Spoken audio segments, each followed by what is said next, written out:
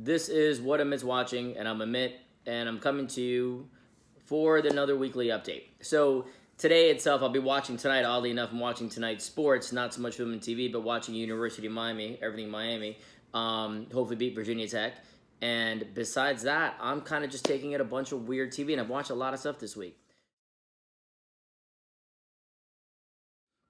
So, this week in the news, a couple things that are happening in the Fast and Furious franchise situation. So, Fast 9 is gonna happen. They're bringing back Justin Lin, who was the director of Fast 3, 4, 5, and 6. Vin Diesel did a little YouTube thing or Instagram thing where he introduced the fact that Justin Lin was coming back, and they're also bringing back Jordana Brewster, who was absent from the last one. Obviously, she played Paul Walker's wife, and with Paul Walker's demise, it didn't make sense to have her in the script, but they're bringing her back. And then in other Fast and Furious news, Tyrese Gibson is unhappy with the fact that The Rock is getting his own spinoff with Jason Statham, and Tyrese pretty much said that if The Rock is in Fast 9, Tyrese will not be in Fast 9. Now, I don't know about you guys, but I prefer seeing The Rock than Tyrese, but that's just me. So we'll see what happens in that situation. So in other spin-off news, Bad Boys 2, which had its own little cameo thing with Gabby Union. She played Martin Lawrence's sister, who became Will Smith's love interest, and so on and so forth. And she was actually living in New York, but was in Miami on a case in the film, which was a pretty mediocre film. But anyway, so they're giving her a spin-off. NBC's actually signed off on the pilot, and they're going to have a Bad Boys spin-off with Gabby Union as a lead character, which I have no desire to see immediately, because her character wasn't that developed in the film anyway, and it wasn't that exciting to see her do that, because Will Smith and Martin Lawrence came and saved the day anyway. Just me. In DC Comics news, so DC has Justice League coming out in a couple weeks, and that's what they're hoping will be a big film. And if it is successful, then you will get a Flash film, and if it's not successful, you will not get a Flash film. They're pretty much Justice League, they're pretty much hinging everything on that. You're going to get a Wonder Woman sequel regardless, because Wonder Woman is literally the highest grossing origin film comic book film, period. So there will be a Wonder Woman sequel, but as far as the Flash standalone film, we'll see how that plays out. So, but in addition to that, Shazam, which is a DC film that's coming out, announced that Zachary Levi will be playing the lead character. You may know him as Chuck. He was also had a bit role in the Thor films. He came in the second one. His character pretty much swapped out dudes. He was playing a different person in the first one. He came back. I'm sorry, somebody else played his character in the first one, and he came back in the second one, and he was in the last one as well.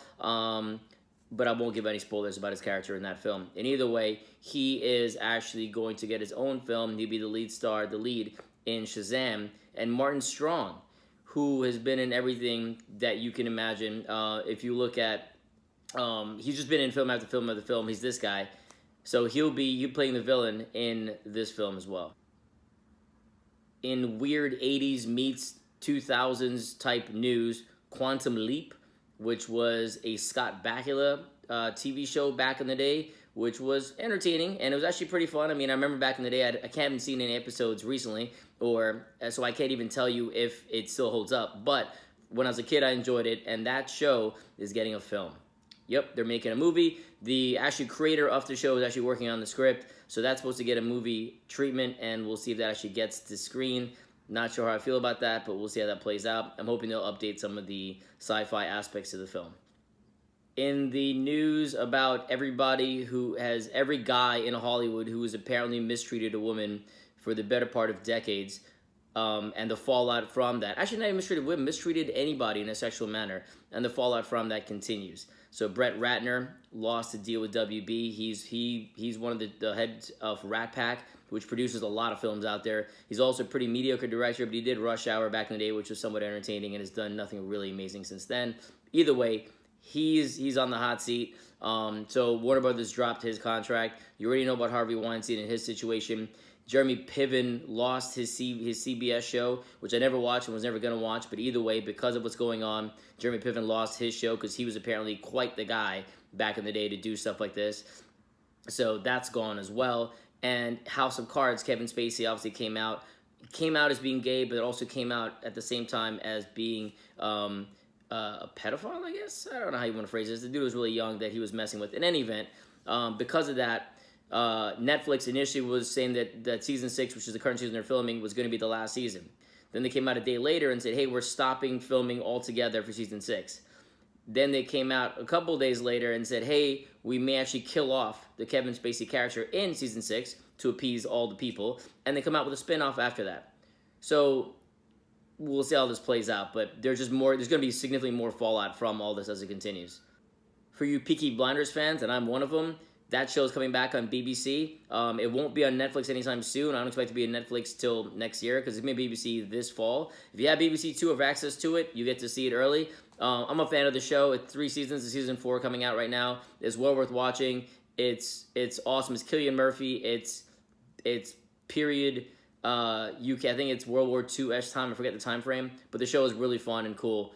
Recommend it. Check it out. So season 4 is going to come out, and Netflix will get it at some point after that. Another show that's coming back in a different kind of way is 24. So 24, Jack Bauer's Vehicle, which was an awesome show back in the day for at least the first 3 or 4 seasons, then it kind of fell off, and they tried to revive it last year, I think it was, year before, with a new lead character, and that didn't work out either. So now they're trying one more time again, but this time it's going to be a legal drama. Now, I don't know how you solve a legal case in 24 hours, but I guess we'll find out. But they're trying to make that comeback, so we'll probably get that at some point, either next, I want to say it'll probably be next fall if they're trying to make a big launch, but depending on how they try to do the show, we'll see how that plays out. But you're going to get more weird 24 action without actually being 24. Couple shows are coming back for season 2s that are freshman shows this year. One is American Vandal on Netflix, which is a faux reality show, investigative journalism type faux show where a dude has been painting penises, or is it peni? I don't remember. But he's painting those on cars across his school.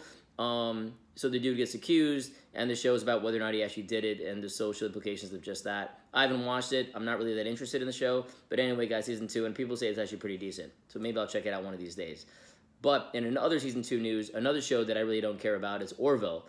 And I watch it. I literally hate watching the show. I think the show is horrible. And I'm a big Seth MacFarlane fan. But I think the show is just kind of juvenile and foolish and not really that exciting. But it got season 2. It's doing really, really well. Trending well in the ratings. The show is doing well. So that's why Fox gave it a pick up as well for season 2. So you're going to get more Orville next year, for those of you who care. Also, another show that was a movie that's not going to TV is Lord of the Rings.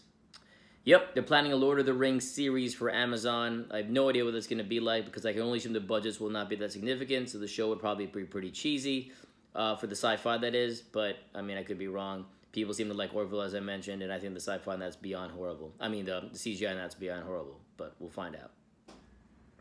Another reboot that's coming out is actually the Twilight Zone. So CBS is actually creating the Twilight Zone with Jordan Peele as the director. Jordan Peele directed Get Out and did very, very well at that. So he pretty much had his hand in anything he wanted, and this is what he chose to do.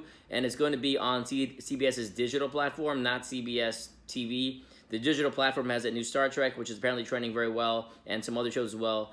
So far, the shows on the digital platform are actually shows that I would watch. The shows on TV that CBS have are just horrible. So, and actually, news is actually pretty cool. Disney's live-action Lion King, which is done by Jon Favreau, who did Disney's live-action Jungle Book, that did very, very well, who also did Iron Man and a bunch of other stuff. And he actually directed Orville, by the way. He did the pilot episode of Orville as well.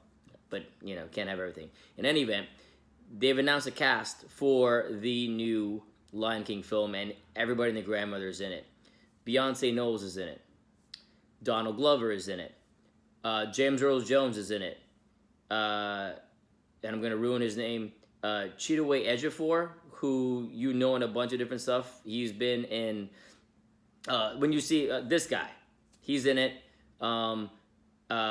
Alfred Woodard is in it. John Oliver is in it. John Cain is in it. Seth Rogen is in it. Billy Eichner is in it. Eric Andre is in it. Florence Karumba is in it. And Keegan-Michael Key is in it. I mean, everybody's in this film. It should be pretty awesome. It's going to be pretty cool to see what Jon Favreau can do with this film, because I don't know how it's going to play out as a live action, but it should be pretty cool. And the last bit of news stuff that came out this week that I find kind of comedic anyway is 11 from Stranger Things raps on Jimmy Fallon giving you a breakdown of season 1, a quick little wrap that goes, there's a minute and change, going over what season 1's all about, and it's pretty damn entertaining. And there's a link down there, you can check that out. I'm linking to the wrap in general from the Jimmy Fallon Show, so you can check it out on YouTube, and it's comedic, it's worth watching. Check it out.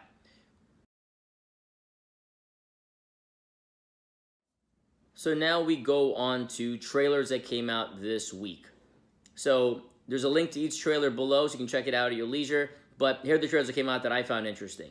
So you've got Tonya, which is the Tonya Harding story, and Margot Robbie plays Tonya Harding, and it looks really awesome. They say that she's probably going to get an Oscar for this. She's an Oscar nod because the show is that entertaining. Well, I mean, her performance is that good.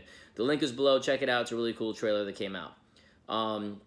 American Crime Story, the assassination of Gianni Versace. They have a little teaser FX put out, so that's also there as well. You can check that out. It'll probably be interesting. The last one's pretty good, so we'll see what this one is. Downsizing, which is the new Matt Damon and oh my god, I'm forgetting her name. It'll come back to me. Anyway, the new Matt Damon vehicle about literally downsizing. Becoming a small person, so you have a lot more affluence, a lot more space, etc. It's a weird show. It looks really It looks really awesome though, and the new trailer came out, and I definitely plan on seeing this one. Also, check the link below. The other trailer that came out this week that was weird again is James Franco in The Disaster Artist, and it's James Franco and his brother in this film, and James Franco is playing the weirdest actor ever. That's pretty much all I need to say about this. Watch the trailer. Seth Rogen is in it. His brother's mentions in it, and it's a weird-ass film. Check the trailer out. And in movies coming out this week, the only two that are worth mentioning, and actually only one really is worth mentioning. First is Murder on the Orient Express, which is Kenneth Branagh. It's his take on the film. It's supposed to be shot really well. It's getting like a 65% on Rotten Tomato. It's got everybody and their grandmother in it, from Johnny Depp, Michelle Pfeiffer, Jane Dooney Dench. It's got who else is in it? It's got Josh Gad. It's got it's William Dafoe. It's got a whole cast of characters. Everybody's in there. The trailer looks pretty interesting. I probably won't go see it myself in the theater, but it's out there, so check that out if you want to. And the second one is Daddy's Home Part 2, which is Mark Wahlberg doing more Mark Wahlberg type films, which is just mediocrity. It's him and it's Will Ferrell, and this time they brought around Mel Gibson to kind of get him back into the foray. So Mel Gibson plays Mark Wahlberg's dad. and there is also, what's his face is in it too, John Lithgow. And John Lithgow plays Will Ferrell's dad, and they've got the whole weird dynamic, and it's supposed to be comedic, and it's obviously not rated on Rotten Tomatoes yet because I don't expect it to have much of a rating, but that's what's coming out this week.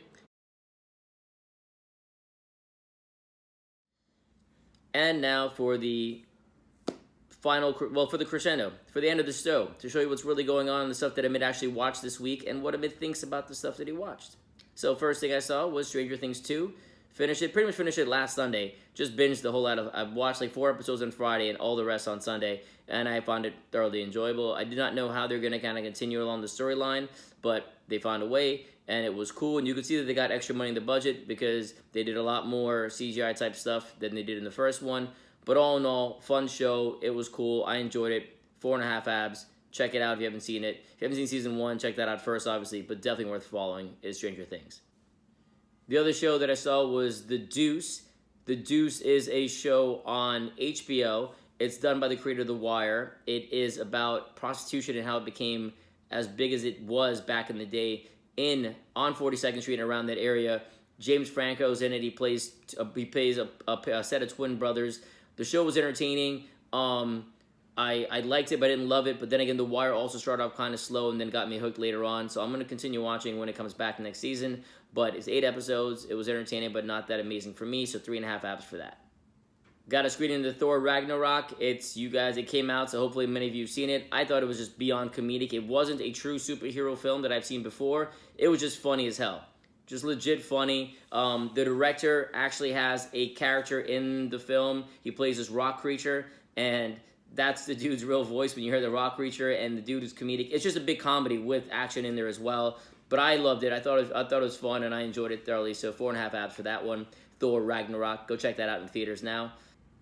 Netflix had a film that came out called Wheelman, and Wheelman was Frank Gallo. Frank Gallo was the dude, this guy, and he was actually in Captain America. He's been in a bunch of films in general. It's your typical, not your typical, it's a heist scene movie where things go awry as they normally do in these films, and he's in essence driving a couple guys to rob some stuff. You know, Baby Driver was similar in that situation. But either way, it's a little different. The storyline's a little different. The show, it was a fun movie. It's a Netflix film. It's nothing that crazily amazing. If you got time on Netflix, check it out. 3.5 abs and enjoy it. Some car action happens. It's taking place entirely in Massachusetts, and a lot of the conversation and character is Frank Gallo in a car by himself talking on the phone, which is kind of weird, but he does well doing it. You're so captivated. And that's all I got. Do me a favor, please subscribe. Share it, tell your friends. Let me know what you think. Let me know if there's films that you want to review that I haven't reviewed. Maybe we'll do a little conversation here. We'll do a little split screen and have other people come in and chime and talk about the films that they like. This is Amit. This is what Amit's watching. Subscribe, share, please. Much appreciated. And we'll talk to you guys next week. Take it easy.